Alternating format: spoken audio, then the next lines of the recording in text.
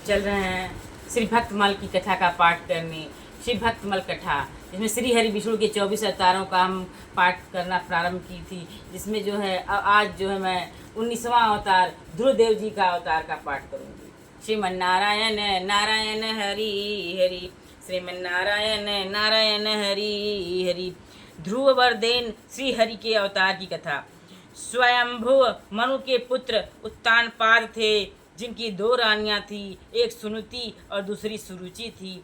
छोटी रानी सुरुचि पर राजा का बड़ा प्रेम था।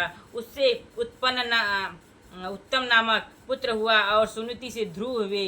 राजा प्रायः सुरुचि के महल में रहते थे। एक दिन राजा उत्तानपाद सुरुचि के पुत्र उत्तम को गोद में बिठाकर प्यार कर रहे थे। उसी समय ध्रुव जी बालकों के साथ खेलते खेलते वहां पहुंच गए और पिता के गोद में बैठना चाहे, परंतु सुरुचि के भय से राजा ने इनकी ओर देखा भी नहीं। ये बालक थे, इससे सिंहासन पर स्वयं चढ़ सकते नहीं थे। अतः इन्होंने कई बार पिता को पुकारा, परंतु राजा ने ध्यान नहीं दिया।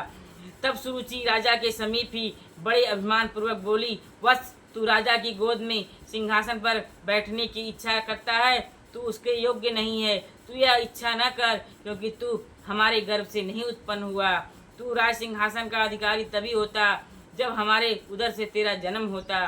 तू बालक है, नहीं जानता कि तू अन्य स्त्री का पुत्र है।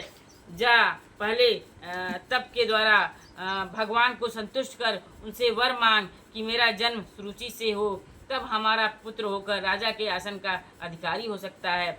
अभी तेरा या तेरी माँ का इतना पुण्य नहीं है। अपने और अपनी माता के विषय में ऐसे निरादर भरे हुए हृदय में बिधने वाले विषैले वचन सुन ध्रुव जी स्तब्ध से रह गए और लंबी लंबी श्वास में भरने लगे। जय जय श्रीमन नारायण नारायण। राजा यह सब देखते सुनते रहे, परंतु कुछ न बोले। बालक ध्रुव चीख मारकर रोते हुए उधर्व श्वास लेते, ओठ फड़फड़ाते हुए अपनी माँ के पास आए। माँ ने यह दशा देख तुरंत गोद में उठा लिया। संग के बालकों ने समस्त वृत्तांत सुनाया। तब वह बोली, वत्स, तू किसी के अमंगल की इच्छा न कर। कोई दुख दे तो उसे सह लेना चाहिए। सुरुचि के वचन बहुत उत्तम और सत्य हैं। वस्तुतः हम दुर्भागा हतभाग्या ही हैं। ध्रुव ने पूछा, माँ, मैं और उत्तम दोनों समान रूप से राजकुमार हैं, तब उत्तम क्यों उत्तम है और क्यों मैं अधम हूँ?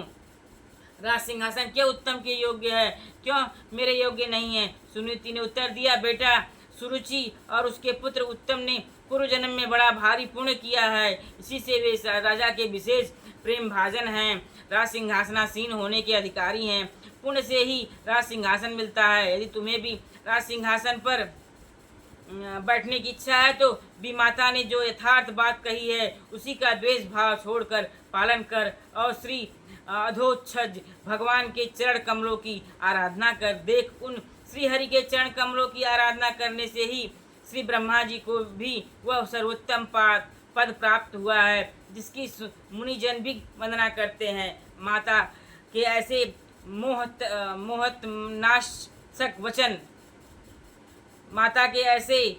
मनाशक वचन सुन बालक ध्रुव यही निश्चय कर माता को प्रणाम कर और आशीर्वाद लेकर चल दिए। श्री नारद जी मुनि ने जब यह सब सुना तो बड़े विस्मित हुए कि अहो, क्षत्रियों का कैसा अद्भुत तेज है। वे थोड़ा सा भी मान भंग नहीं सह सकते।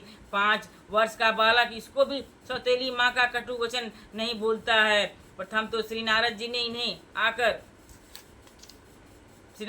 आकर समझाया बुझाया कि घर लौट जा चलो, हम तुम्हें आधा राज्य दिला देंगे। भगवान की आराधना क्या खेल है, योगी मुनि ने भी पार नहीं लगता, इत्यादि वचन पश्चात कहे। ध्रुव जी ने उत्तर दिया कि मैं घोर क्षत्रिय स्वभाव के वश में हूँ। सुरुचि के वचन रूपी बाणों से मेरे हृदय में छिद्र हो गया है। आपके वचन इसी से उसमें नहीं ठहरते हैं। आपने कृपा करके दर्शन किया, तो अब ऐसी कृपा करिए कि मैं शीघ्र ही श्री हरि को संतुष्ट कर वह पद प्राप्त कर लूं जो त्रिलोकी में सबसे श्रेष्ठ है, जिस पर मेरे बाप दादे और दूसरे कोई भी आरूढ़ नहीं हो सके हैं।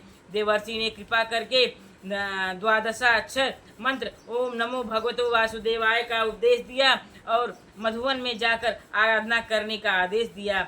ध्रुव ने मधुवन में पहुंचकर आराधना आरंभ की। आराधना काल में ध्रुव ने शरीर निर्वाहार्थ 3 रात्रि के अंतर से केवल कैथा और बेर खाकर 1 मास व्यतीत किया। दूसरे महीने में 6 दिन के अंतर से सूखे पत्ते और घास खाकर भगवत जन किया। तीसरे में 9 दिन पर केवल जल पीकर आराधना करते रहे। चौथे महीने में 12 दिन के अंतर के केवल वायु पीकर भगवत ध्यान करते रहे। 5वें महीने में तो उन्होंने श्वास लेना भी बंद कर दिया। भगवान की अतिशय प्रबल माया ने इसी बीच विविध विघ्न किए, परंतु ध्रुव की ध्रुव निष्ठा के सामने उसे पराजित ही होना पड़ा। ध्रुव के तप से तप्त देवताओं ने भगवान श्री हरि से पुकार की। भगवान तो ऐसे ही महाभागवत का दर्शन करने के लिए ललायित ही रहते हैं। वे गरुड़ पर आरूढ़ होकर मधुवन में आए। प्रभु का दर्शन पाकर बालक ध्रुव को परम आनंद हुआ। वह प्रेम से अधीर हो उठा और उसने पृथ्वी पर दंड के समान पड़कर उन्हें प्रणाम किया। हाथ जोड़े हुए सिर झुकाए विनयावनत बालक ध्रुव प्रभु के सामने खड़े होकर स्तुति करना चाहकर भी नहीं कर पाते थे। सर्वांतरयामी श्री हरि ने कृपा करके अपने वेदमय शंख को उनके कपोल से छुड़ा दिया और ध्रुव को तत्काल दिव्य वाणी प्राप्त हो गई और वे भगवान की स्तुति करने लगे। इस प्रकार भगवान ने ध्रुव को वर देने के लिए श्री हरि अवतार लिया। श्रीमन नारायण नारायण हरि हरि, श्रीमन नारायण नारायण हरि हरि, हरि हरि हरि हरि ओम हरि हरि, श्रीमन नारायण नारायण हरि हरि। देख रहे हैं किस प्रकार से जो है महाराजा मनु की 2 पत्नियां थी, सुरुचि और जो है अनीति। और सुरुचि से उत्तम पुत्र होता है और अनीति से जो है अरुचि से जो है ध्रुव जी पैदा होते हैं। ध्रुव जी बड़े होते हैं तभी वो अपने पिता की गोद में नहीं बैठ पा रहे हैं राजमहल में, कि सुरुचि को ज़्यादा मानते थे महाराजा। और सुरुचि जो है ध्रुव को फटकार कर भगा देती हैं महल से, कहती हैं तू इस सिंहासन के योग्य नहीं है, इसके लिए तुम्हें मेरी कोख से जन्म लेना होगा। यह कर अनादर करती हैं उनकी माँ का, ध्रुव की माँ का, ध्रुव को भगा देती हैं महल से।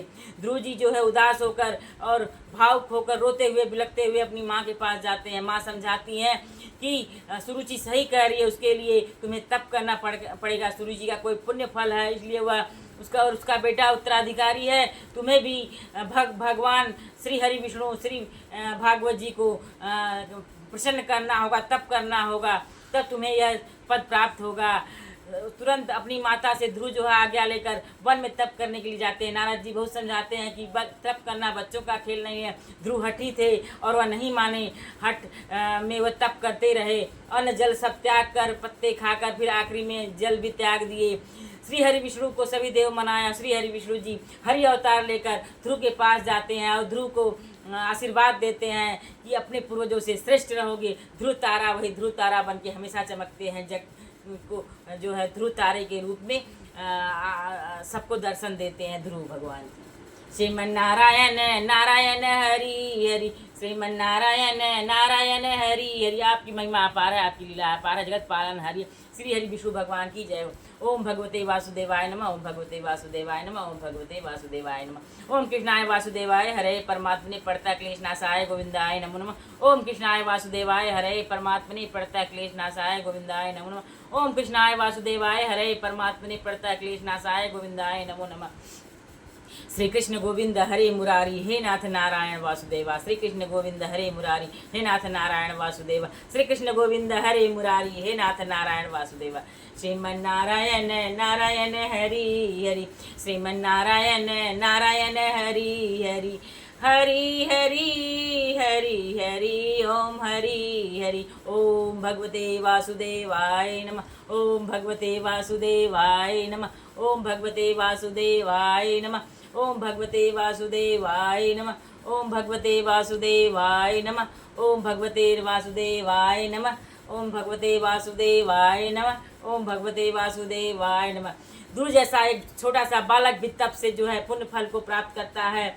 सच्चे मन से भगवान को याद करने के, सत्कर्म करने से, सच्चे बाड़ी से, सच्चे मन से, सच्चे कर्म से भगवान को याद करें और अपना कर्म करते हुए, कर्म का पालन करते हुए भगवान की आराधना करें। श्रीमन नारायण नारायण हरि, श्रीमन नारायण नारायण हरि हरि। आपकी महिमा अपार है, आपकी लीला अपार है, आपकी महिमा ध्रुव जी पे जिस तरह प्रकटी, उसमें समस्त मानव जन जो आपकी आराधना करें, आपकी पूजा करें, आप में लीन रहें, सत्कर्म करते हुए, पुण्य कर्म करते हुए आपकी आराधना करें, उन्हें पुण्य फल की प्राप्ति हो। श्रीमन नारायण नारायण हरिये, श्रीमन नारायण नारायण हरिये, श्रीमन नारायण नारायण हरिये, श्रीमन